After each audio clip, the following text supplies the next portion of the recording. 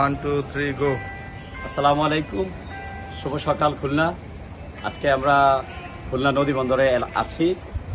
আমি এবং আমার কলিগ ইকবাল সহ আসছি। অনেকে এসেছিল, তারা আবার অন্যদিকে গিয়েছে। প্রচণ্ড গরমের কারণে আমরা সিদ্ধান্ত চেঞ্জ করে আজকে খুলনা শহরে ঘুরবো বলে ভেবেছি। আসছি এখানে খুলনা নদী বন্দরে, প্রথমে সকালে বের হয়েছি, তারপর এখান থেকে অন্যান্য প্রোগ্রামগুলোতে যাব। তো আসলে অনেক সুন্দর খুলনা। গরমের কারণে আসলে তেমন একটা উপভোগ না করতে পারলো। খুলনাটা আসলেই সুন্দর। খুলনা শহরের রাস্তাঘাটগুলো অনেক পরিচ্ছন্ন এবং প্রশস্ত রাস্তা। এখন আসছি আমরা খুলনা নদী বন্দরে, দেখতে পাচ্ছি যে নিচের দিকে পানির অনেক প্রবাহ, অনেক ফ্লো পানির, চলমান পানি। যদিও কোনো বৃষ্টি নেই বা কোনো সমস্যা নেই, তারপরও পানির এত ফ্লো বুঝতে পারছি না যে এটা কি জোয়ার ভাটা মনে হয় এই নদীতে প্রচণ্ড।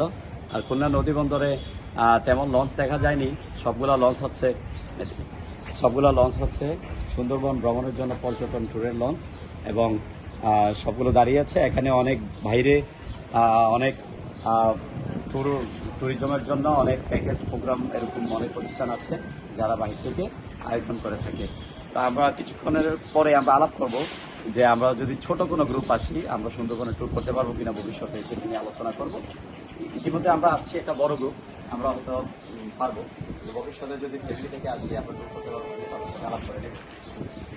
অনেক সুন্দর ভিউ খুলনা শহর, এখান থেকে পিছন দিকটা খুলনা শহর ভালো, সব মিলে আসলে চমৎকার।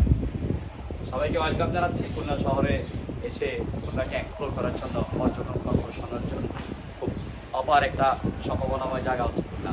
আর আমরা যখন কুমিল্লা থেকে এসেছি তখন রাস্তাঘাটগুলো অনেক সুন্দর ছিল। খুলনা পদ্মার পরে রাস্তা অনেক ভালো, রাস্তাতে কোনো সমস্যা নেই।